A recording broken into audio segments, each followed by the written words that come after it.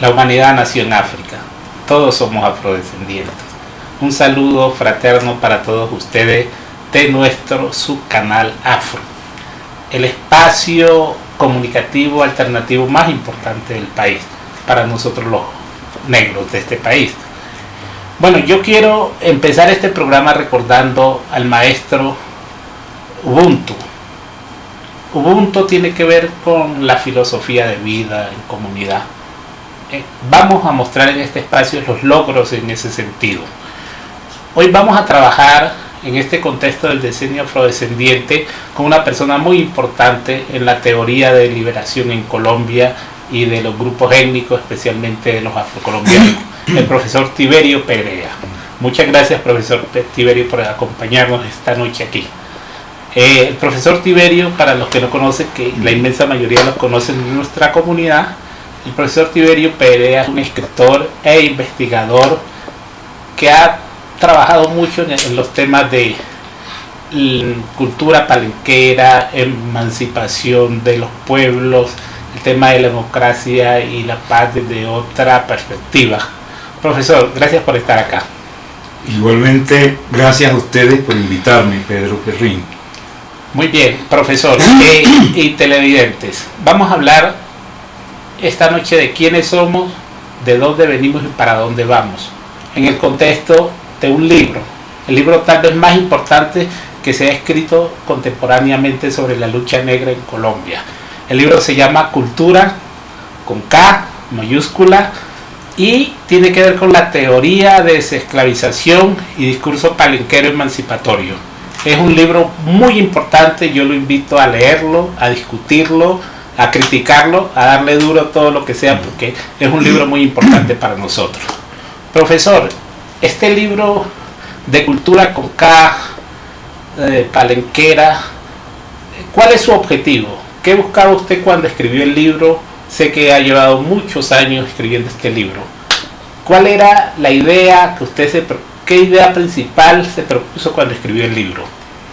El libro Cultura, Teoría de Desesclavización y Discurso Palenquero Emancipatorio era o es una obligación para mí, que soy en el momento el militante de tiempo completo de comunidades negras de mayor edad. Yo tengo 74 años ya.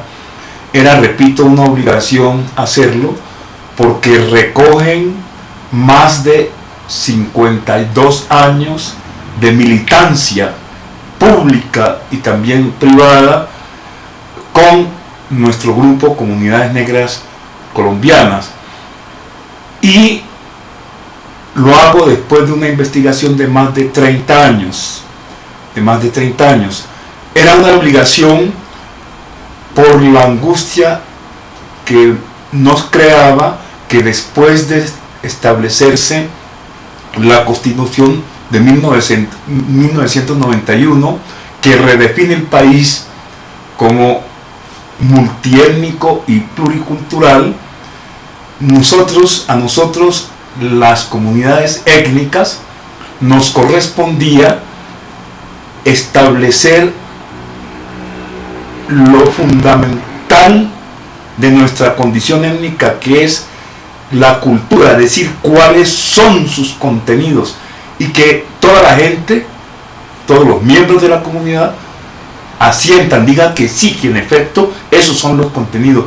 Además, rigurosamente formalizarla de acuerdo a cómo se hace estas formalizaciones en ciencia social. Eso no se había hecho, de tal manera que sin hacer este trabajo, todo lo que hiciéramos era una cuestión casuística, y que en efecto, como ha sucedido desde hace los 21 años que se ha venido desarrollando, intentando desarrollar la ley 70, todo era, o muchas de las cosas eran completamente inocuas. En ese punto, por falta de esa formalización de lo que es la cultura nuestra, y decir cuáles son los contenidos, y que la gente nuestra se ponga de acuerdo con eso, se han perdido muchos recursos, muchos esfuerzos, y se ha creado un gran desorden, no ha sido posible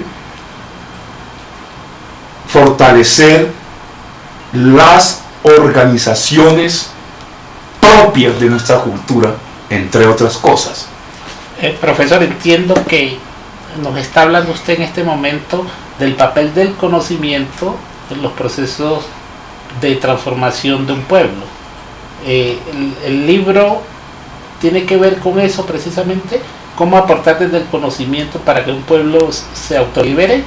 Por supuesto, yo he establecido en el libro, entre otros componentes de la cultura, además de sus orígenes y comienzos, luego la cosmovisión, los valores fundamentales absolutos que desarrollaron los nuevos ancestros nuestros, la lengua nuestra, la lengua palenque. He presentado otro componente que es los conocimientos, los saberes, las técnicas y la ciencia. Dentro de ese conocimiento, el énfasis lo hago en que nosotros, comunidades negras, tenemos que conocernos nosotros mismos, cuestión que no se ha dado el conocimiento de nosotros mismos. Prueba de esto, prueba contundente. Ese conocimiento debería haberlo impulsado y desarrollado la escuela tradicional y su función propia, que es la educación también tradicional. Pero ambos, el aparato escolar y su función, la escuela tradicional, lo que han hecho es, respecto a nosotros, respecto a nuestro conocimiento, presentar ideología negativa contra nosotros, que el negro es inferior, lo dicen de mil maneras. Por ejemplo, hace unos 30 años, muchos que estábamos en la educación mirábamos o descubríamos con sorpresa, entre comillas sorpresa, que en los textos en donde se enseñaba la grafía, es decir, a escribir y a leer, en las imágenes para los niños nunca aparecía allí un niño negro, ni un contexto propio de nuestras comunidades. Y con eso nos enseñaban, es decir, comenzábamos la enseñanza tradicional. Allí, como es obvio, comenzaba un desconocimiento de nosotros mismos en vez de un conocimiento, que es lo que debe hacer, en lo que debe empeñarse la escuela palenquera y su función propia, que es una tarea que tenemos pendiente con nuestra comunidad. De acuerdo, profesor. Digamos, siguiéndole el hilo un poco a todo este camino que nos va abriendo usted, profesor, desde la perspectiva del libro, ¿cuáles son los principales problemas estructurales que tiene nuestro pueblo, nuestra comunidad en Colombia? Sí. Le agradezco, mi querido Pedro, mi hermano Pedro, la pregunta, porque eso nos permite un enfoque claro y definitivo de lo que tenemos que hacer. En cualquier técnica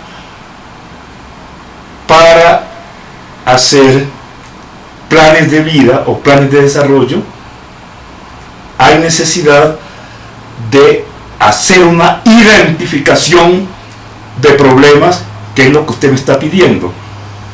Pero esa identificación de problemas, a partir de unos efectos que generan los problemas, esa identificación nos remite a las causas de los problemas, que es lo que usted me está preguntando. Entonces, para precisar las causas, identificar los problemas y relacionarlos con los efectos que estamos padeciendo, se requiere necesariamente una teoría.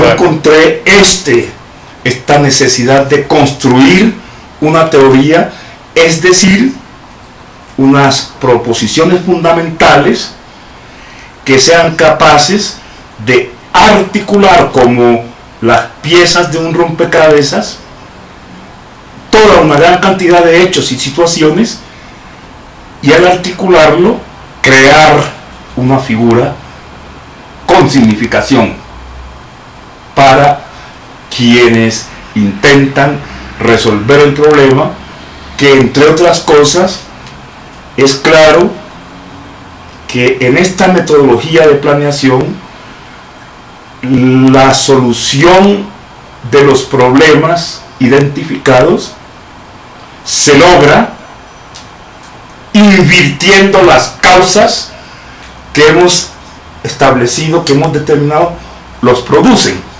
Entonces desaparecen los efectos. De acuerdo, profesor. Sí. Términos como holocausto negro, términos como cultura palenquera, ¿qué papel juegan en esa lectura de problemas de nuestro pueblo en Colombia y en América? Gracias, Pedro, por esa ubicación que hace a través de la pregunta.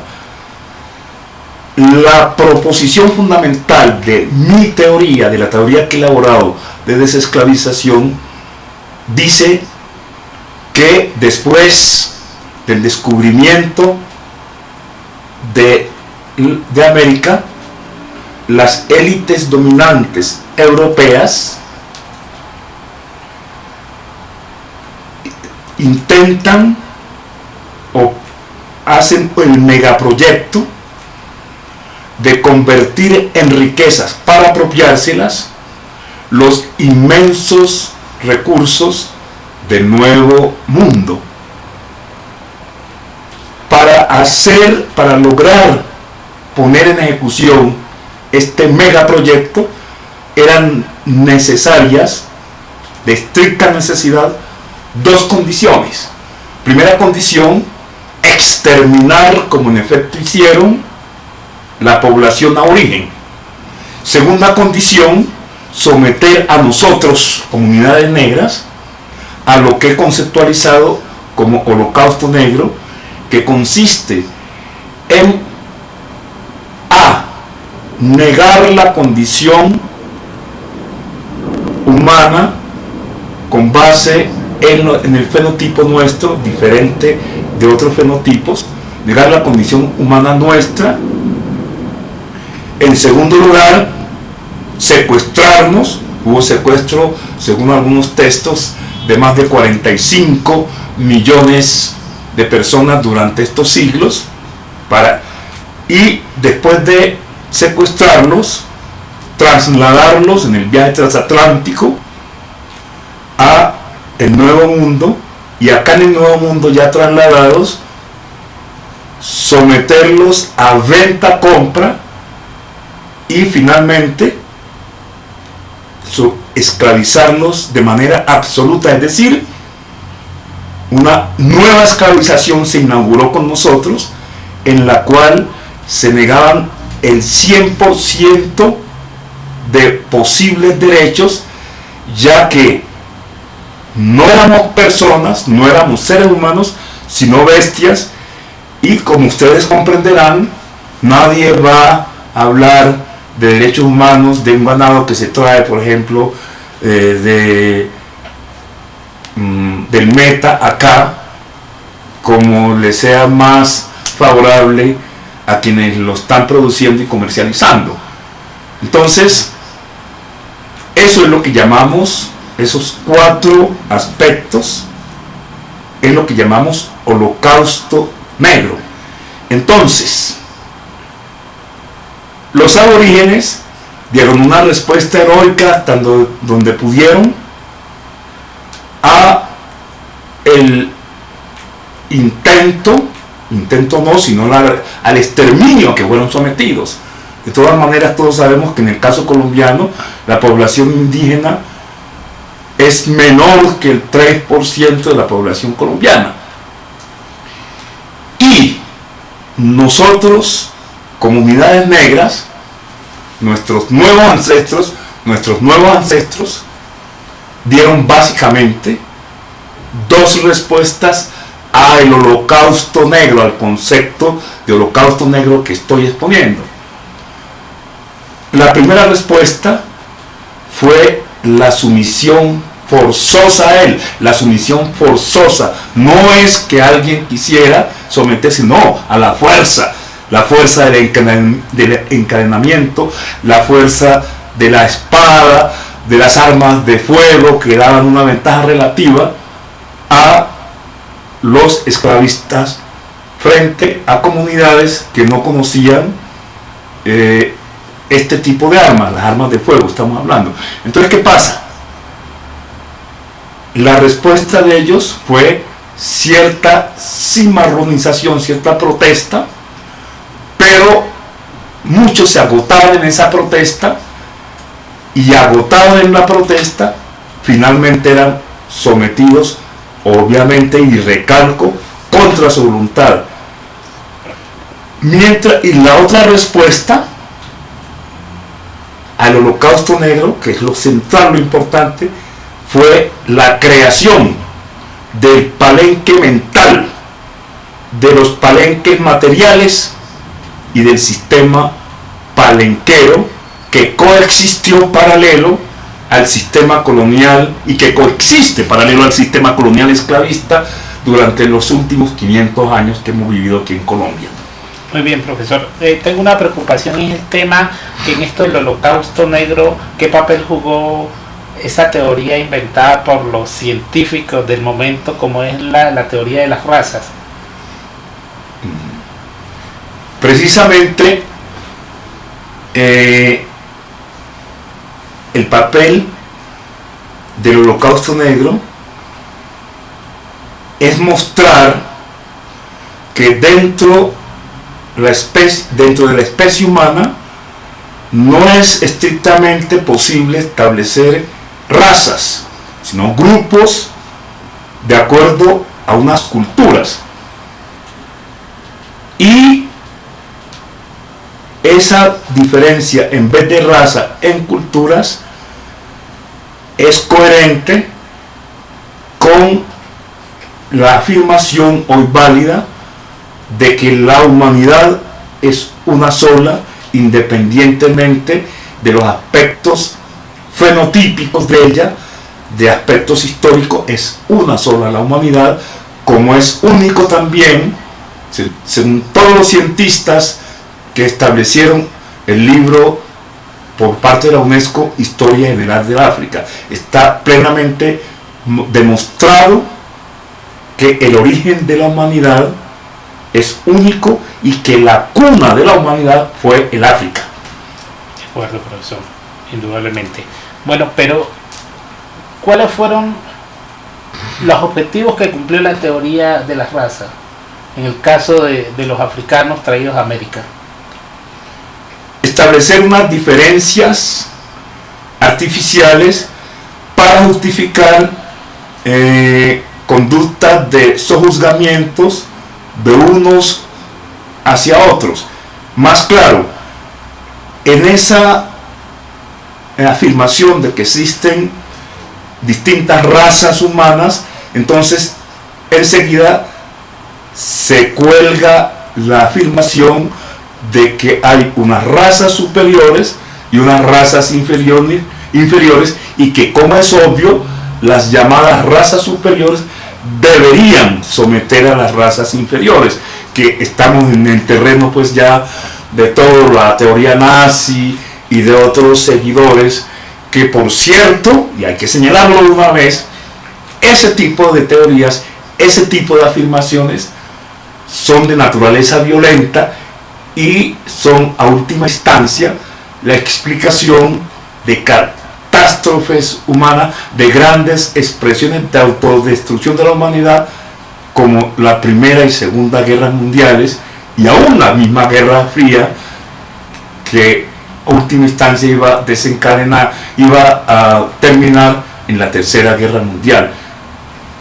Estas grandes catástrofes de la humanidad. Estas grandes autodestrucciones encuentran como base ideológica esa afirmación de que existen distintas razas humanas y que unas son superiores y otras son inferiores.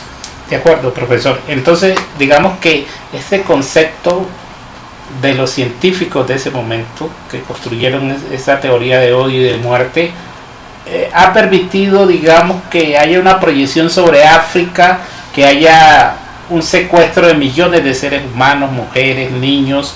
Esa teoría también permitió el saqueo de las riquezas de África y de América. ¿Ese era el objetivo último de esa teoría? En cierta forma sí, la teoría intentaba, o al igual que su gemelo, en la consideración de que el negro no tenía alma en la expresión de la época y que el negro era una bestia, era justificación de en la relación con esas personas destinadas a viabilizar el megaproyecto de convertir los inmensos recursos del nuevo mundo en riquezas para apropiarse, era la condición para poder cometer con nosotros, los nuevos ancestros nuestros, todo tipo de atropellos, negarle el 100% de los derechos. De acuerdo. Era una mera justificación. Perfecto. Profesor, la otra pregunta obligada tiene que ver con los procesos de acumulación económica que se dieron a partir de esta teoría que se dieron en América. Hábleme un poco de ese tema de los procesos de acumulación para Europa y Norteamérica. Está bien detallado en estudios como los marxistas que para la creación de el capitalismo, para el arranque del capitalismo, según el mismo Marx, se requería una acumulación originaria de capital, y en gran parte está bien establecido esa acumulación originaria se da con la esclavización y la explotación de los recursos del Nuevo Mundo, es decir, de América. Es más, es el momento de señalar una cosa bien importante, es que el megaproyecto de las élites europeas que comparten en este momento los Estados Unidos de Norteamérica está aún vigente. Está aún vigente. No se ha detenido, se ha sofisticado. Precisamente los movimientos bolivarianos y otros que se dan, sobre todo en el sur, con personas como Evo Morales y el fallecido Hugo Chávez, esos movimientos, obviamente en la Argentina también tenemos el caso de Ecuador, esos movimientos son respuestas al megaproyecto de las élites europeas en la actualidad, porque ese megaproyecto está vigente. Ese megaproyecto es el que da cuenta de que por situaciones económicas los países nuestros tienen deudas externas altísimas, impagables, y la función de estas relaciones económicas, Europa, Estados Unidos, América, es seguirnos sometiendo, seguirnos expoliando. De acuerdo, profesor. 300 años de colonialismo en América. Eso. 300 años de colonialismo de nuestro pueblo. Con la teoría de la raza inferior y la raza superior, nuestro pueblo no pudo desarrollar un proyecto educativo propio, no pudo desarrollar un proyecto económico propio, no pudo desarrollar un proyecto institucional propio. Este concepto de raza justificó todo eso. ¿Qué pasó con nuestra gente en ese momento sin derechos, explotada al 100%, generando una plusvalía inmensa? ¿Cómo era la situación de nuestra gente en ese momento? Hay que retener lo siguiente. El Holocausto Negro, nuestros nuevos ancestros, los ancestros que se crearon aquí, dieron la respuesta correcta, la respuesta acertada, que consistió en crear el palenque mental colectivo, mediante el cual, dadas las condiciones de la esclavización y del traslado acá, las personas negroafricanas afirmaron la fe en sí mismo. Ese es el primer elemento de lo que llamamos palenque mental. Luego, durante la venta-compra, se juran a sí mismos ante el universo que jamás serán propiedad privada de nadie y que dedicarán su vida a luchar, a apoyar, a colaborar para que nadie sobre la faz de la tierra lo sea. Y el tercer elemento de ese concepto que he creado de palenque mental es el convencimiento de que la vida es para sí y para dedicarse a crear la sociedad que lo permita. Entonces, una persona que tiene estos tres puntos tiene su palenque mental y automáticamente va o se escapa del sistema esclavista, o ahora neoesclavista porque las cadenas materiales se han transformado mediante la escuela tradicional y la función educativa, también tradicionales, han transformado escuela y función educativa, las cadenas materiales en cadenas mentales. Entonces, ¿qué pasa? Nuestra gente, con ese tipo de educación, como ya dijimos, no se conoce a sí mismo, sino que contribuye a desconocerse precisamente. ¿Sí? De acuerdo, profe. Sí. Usted lo que nos está señalando es que nuestro pueblo no se resignó a la esclavitud, no se resignó al colonialismo. Exactamente. Sí. Sino que la gente construyó una propuesta alternativa de vida. Cuando me habla de palenque mental, tiene que ver con proyectos alternativos de vida, de ese proyecto histórico que se habla del pueblo negro en América. Correcto. Sí, en efecto, de la construcción del palenque mental colectivo pasaron a la construcción de los palenques materiales y el sistema palenquero que existió paralelo al sistema colonial esclavista. Eso es constatable históricamente. Tengo todos los elementos para probarlo definitivamente. Entonces, ¿qué pasa? Esa es la respuesta, oído a esto, que es lo central, lo que necesitamos saber, es la razón de mi existencia. Esa es la respuesta correcta que las comunidades negras debemos dar a todos los problemas, que fue la pregunta inicial suya, que tenemos: construcción del palenque mental colectivo, construcción de los palenques materiales y reconstruir, recomponer el sistema palenquero nacional.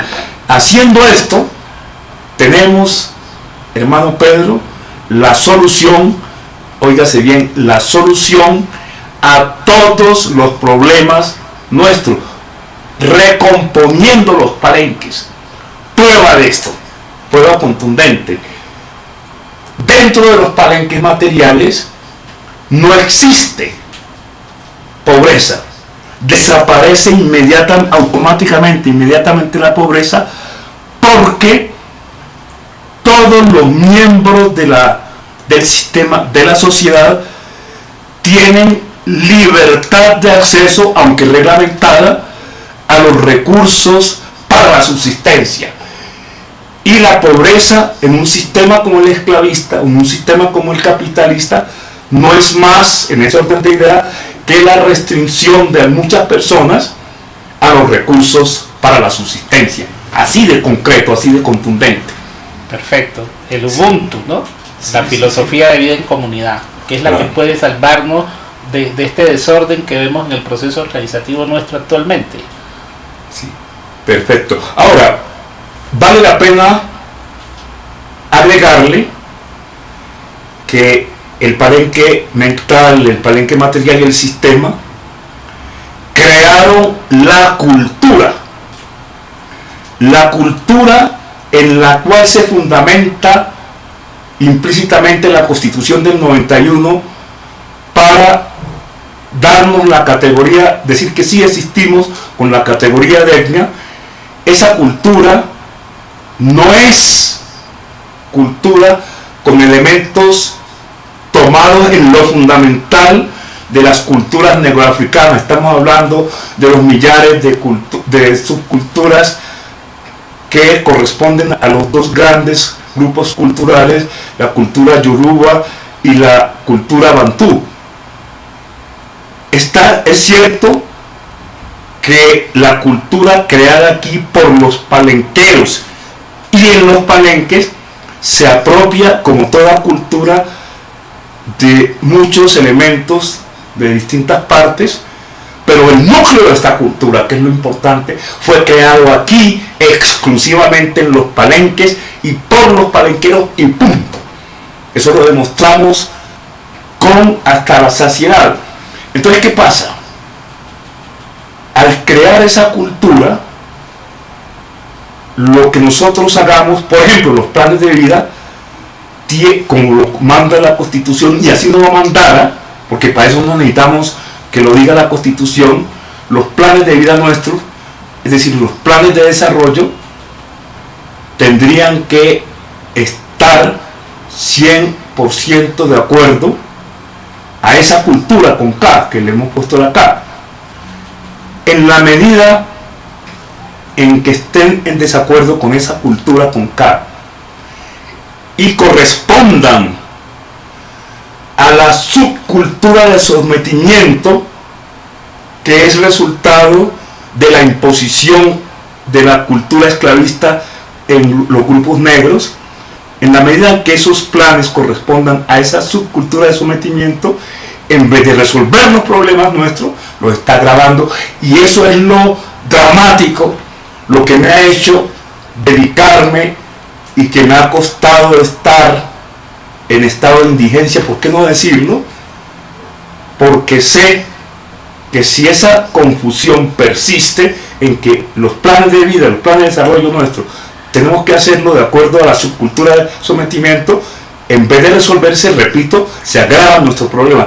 Si optamos rápidamente por montar esos planes de desarrollo de acuerdo a la cultura nuestra, la cultura con K, la cultura, repito, construida por los palenqueros y en los palenques, se resuelven inmediatamente todos los problemas nuestros. De acuerdo, profesor. Es más, permítame agregar lo siguiente. Se resuelven porque en nuestra teoría hemos establecido, que la causa causorum de esos problemas nuestros, de todos los problemas de los negros, de nosotros los negros, la causa causorum de todos los problemas de nosotros los negros es el Holocausto negro, así de claro. De acuerdo, profesor. Sí. Bueno, usted me abre como dos ramas de diálogo. Unas internas como pueblo, donde vemos un sector totalmente cooptado al modelo, al régimen, reproduciendo sus conceptos, su visión de vida, y por otro un sector emancipador alternativo que busca vías como más desde las raíces nuestras. Veo esos dos sectores sociales al interior de la vivencia del pueblo negro. Es correcto, sí. Entre nosotros solo es posible con consistencia constatar esa división. La gente que quiere integrarse al sistema esclavista y quienes estamos luchando para hacer recomposición de los palenques materiales, obviamente el palenque mental también, y del sistema.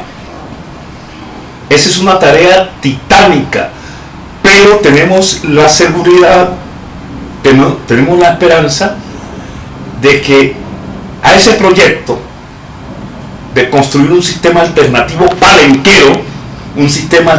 palenquero emancipatorio, se suman una gran cantidad de personas, mestizoamericanos, por qué no decirlo, compañeros indígenas a su manera y con sus culturas, de tal manera que se resuelve también los problemas de ellos. Por eso hablo muy en serio en mi teoría de palenqueros de todos los colores, porque es que es una engallifa el identificar a las personas negras por los aspectos fenotípicos que son mera externalidad, y como han establecido los cientistas, por ejemplo los genetistas, las diferencias fenotípicas entre distintos tipos de personas no son esenciales, de tal manera que puede haber más acercamiento entre dos elementos de diferente fenotipo. Estoy hablando de lo que se llama blanco y negro. Puede haber más acercamiento entre ellos, por ejemplo genético, que entre dos elementos del mismo fenotipo. Entonces, a última instancia, si bien es cierto, consideramos los aspectos fenotípicos al llamarnos comunidades negras, estamos estableciendo que a última instancia, en un sistema palenquero recompuesto, modernizado, actualizado de acuerdo a los desarrollos que se dan, coexistimos perfectamente palenqueros de todos los colores. Perfecto, profesor. Hay una pregunta también obligada, profesor. Digamos, todo este proceso de cimarronaje que usted nos ha descrito en América contribuyó significativamente para la independencia de las Américas, de nuestras naciones. Uno lo que percibe más adelante cuando se dan los procesos de independencia es, por un lado, que esos conceptos sobre los cuales se construyó digamos la época republicana de nuestras Américas partían del hecho de una visión europea de libertad, igualdad y fraternidad, que chocaba un poco con otra idea de libertad e igualdad construida desde el cimarronaje. Me interesa un poco reflexionar sobre este hecho, esas dos maneras de entender estos conceptos. Correcto, mire, yo tengo escrito ya y he hecho algunas exposiciones aquí en Colombia y en Venezuela sobre mi libro, que es Simón Bolívar Palenquero. Ahí demuestro en el libro que en un tercer momento del proceso de descomposición de los palenques se establece la coyuntura de las luchas independentistas en las Américas, y que, oído a esto, Simón Bolívar, para derrotar a los curtidos ejércitos del rey de España en esa época, se fundamentó en las artes militares palenqueras que le dieron una ventaja sobre la guerra tradicional desarrollada por los ejércitos del rey, que confrontaba a los ejércitos en creación independentistas. En lo ideológico hay una cosa asombrosa, que es que la habilidad de las élites independentistas esclavistas, porque todos los héroes independentistas, los criollos conservaron su condición de esclavista.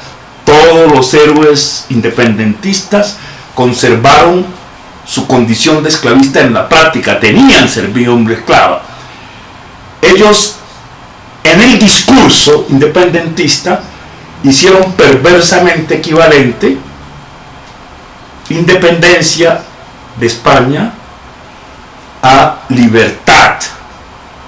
Eso es un juego de discurso. Cuando, y la historia lo muestra, después de que se logra la independencia, es decir, para ellos en el enunciado, en el discurso, después de que se logra la libertad en las batallas, en la práctica, ¿qué se dio? Continuó la esclavización y se abrió paso, fue un proceso conocido como proceso de manutención en Colombia, muy bien historiado por brillantes historiadores colombianos. En ese proceso, lo esencial del proceso de manutención en Colombia es que es el amo quien da a cuentagotas la libertad. La libertad no se puede dar, ni ceder, ni otorgar. La libertad hay que tomársela y ejercerla. Y punto, no más. No es posible que uno hable con seriedad de que me están dando la libertad. No, yo tengo que tomármela. Es así. Y ejercerla además. ¿Qué es lo que nos hace falta a nosotros los negros? Nosotros los negros no tenemos que esperar que nos den derechos y libertad. No, hay que tomar esos derechos. Hay que tomar la libertad y ejercerla. Así de concreto. Eso tiene que ver con las dos visiones en comunidades negras que existen. Los integracionistas, cuyo discurso se desprende de esto que estamos señalando, y nosotros los autonomistas, es decir, quienes estamos planteando la recomposición de los palenques. Entonces, ahí en ese movimiento independentista hay una falsa identidad, que es la identidad independencia del país con la libertad de los esclavizados que eran nuestra gente. Es más, para ser más preciso, tenemos todos los registros de que el grueso de los ejércitos independentistas eran formados por palenqueros curtidos en el combate contra los esbirros de los esclavistas. Tenían una experiencia militar valiosa.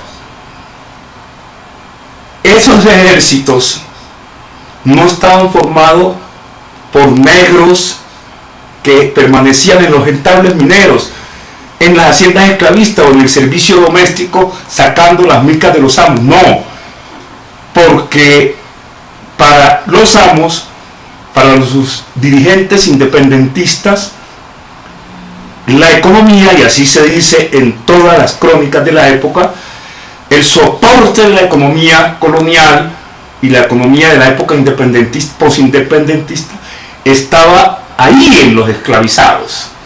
Y eso los esclavizados que no se palenquerizaron. Y la táctica fue que fueran a luchar por la libertad, entre comillas, que ya tenían, entre otras cosas, ir a morir como carne de cañón en los campos de guerra y preservar a los hermanos esclavizados que no habían logrado palenquerizarse. Entonces, todo ese proceso de manutención en Colombia, que entre otros historiadores narra muy bien Virginia Gutiérrez, todo ese proceso era para darles, concederles, otorgarles a cuentagota a esos esclavizados la libertad. Pero no había tal concesión, ni siquiera a cuentagotas. ¿Qué fue lo que se ha dado realmente respecto a la libertad? Ya lo señalamos. Simplemente un cambio de las cadenas materiales a las cadenas mentales, entre otras cosas. Ese ha sido el papel fundamental de lo que estamos llamando escuela y función educativa tradicionales. Entonces, muchos hermanos cercanos a nosotros, pero confundidos, algunos lo llaman afroconfundidos, intentan dentro del aparato escolar tradicional reproductor de la cultura esclavista, ahora neoesclavista, intenta dentro de ese aparato escolar hacer etnoeducación. Habráse visto, eso no conduce a nada, sino a confundir más a la gente. No es posible dentro del aparato escolar tradicional y su función propia, la escuela, y su función propia, la educación, no es posible hacer etnoeducación y punto. Si nosotros queremos realmente hacer oído una educación capaz de reproducir una cultura emancipatoria como la palenquera, tenemos ahí el reto frente a nosotros, el reto de construir el aparato escolar propio, el aparato escolar palenquero, el aparato escolar que reproduzca, que difunde la cultura nuestra previa formalización de qué es ella y cuáles son sus contenidos. De acuerdo, profesor. Educación para la libertad, usted me está hablando. Exactamente, puede llamarla así, obviamente.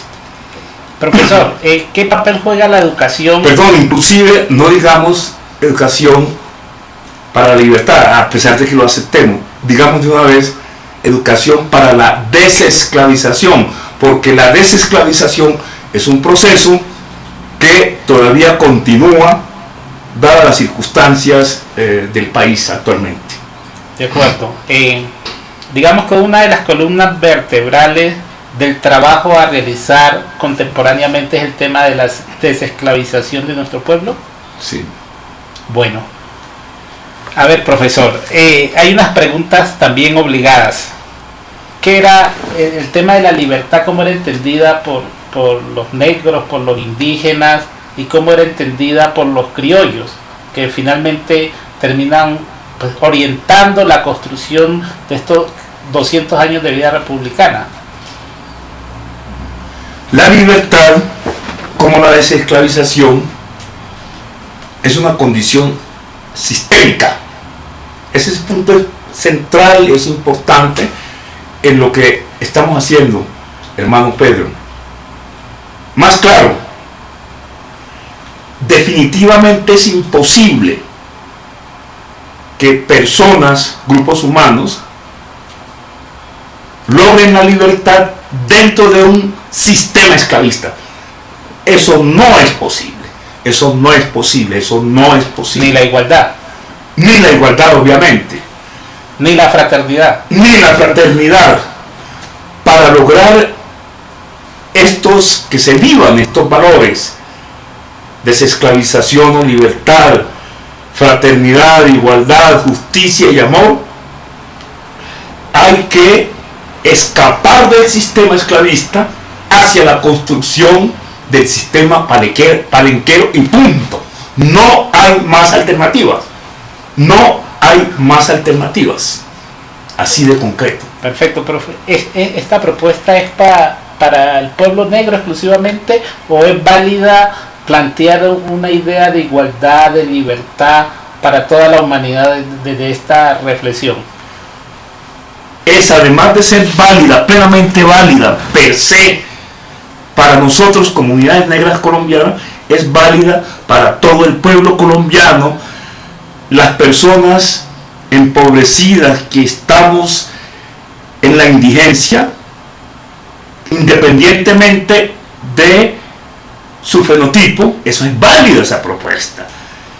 Es decir, nuestros nuevos ancestros, los palenqueros, produjeron con su práctica desesclavizadora una respuesta que intentamos buscar y encontrar en la teoría marxista que estudiamos más que nuestras carreras y que con muchas de las cosas estamos de acuerdo, con otras pero con otras no.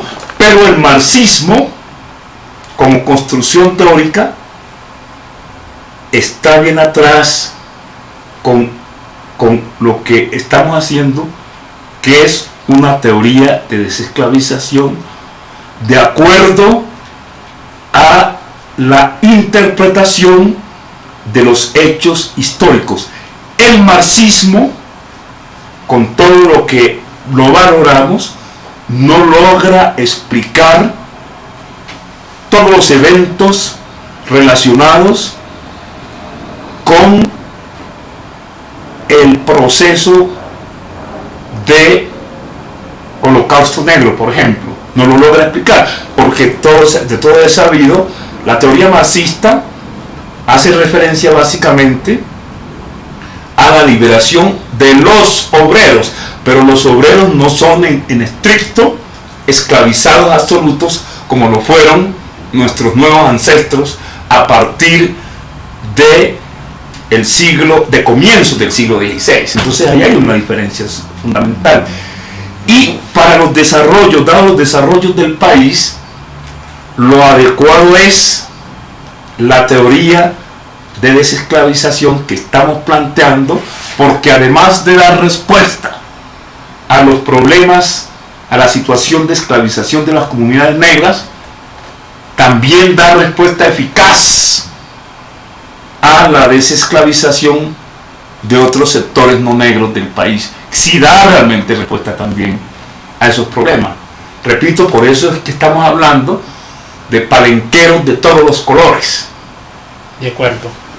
Bueno, se trata de su libro muy importante para nosotros, Cultura con K, ¿no, profesor? Exactamente. Cultura con K, teoría de desesclavización y discurso palenquero emancipatorio.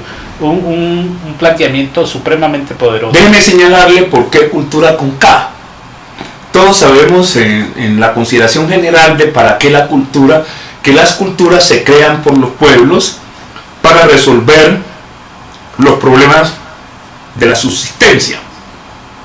En general, la cultura, que se considera sistema de símbolos, es creada por los grupos humanos para resolver sus problemas de subsistencia. La K la ponemos en el caso de la cultura de las comunidades negras colombianas, concretamente de los palenqueros, porque fue creada, además de para esos menesteres, para autorrescatarse, porque habíamos sido secuestrados. Entonces, esa es una diferencia con todas las culturas del mundo. Es la única cultura que en su origen, en su génesis, está ese requerimiento adicional que se está creando para autorrescatarse, se está creando para desesclavizarse. Eso. Muchas gracias, profesor. Decenio afrodescendiente, 10 años, poner al centro de ese decenio este libro, profesor. Igualmente, para ir terminando, ¿cuáles serían las recomendaciones para la lucha contemporánea afro en América y especialmente en Colombia, a partir del libro, profe? Sí. La recomendación es una y es bien clara y bien precisa. Nosotros tenemos que aplicarnos bajo el punto de vista de la sociedad colombiana en que vivimos a que de la categorización de grupo étnico pasemos a la categoría de pueblo, con todo lo que esto implica. Grupo humano, oído, autónomo, a través que tiene unas formas organizativas, políticas, que son autónomas. Autónomas no quiere decir que eventualmente se busquen aliados. Claro que hay que buscar aliados en todas las instancias nacionales e internacionales, pero tener formas organizativas autónomas, sobre todo para el gobierno nuestro. Es decir, si nosotros logramos crear organizaciones para autogobernarnos y que eso sea positivo, si construimos esas organizaciones, hemos pasado de etnia, que es un grupo humano subalternizado, sometido a otros grupos, a unos estados y un gobierno, a pueblo que vive plenamente su autonomía. Ese es el mensaje que estamos dando en nuestro libro, y este decenio y los otros decenios y todo el tiempo que venga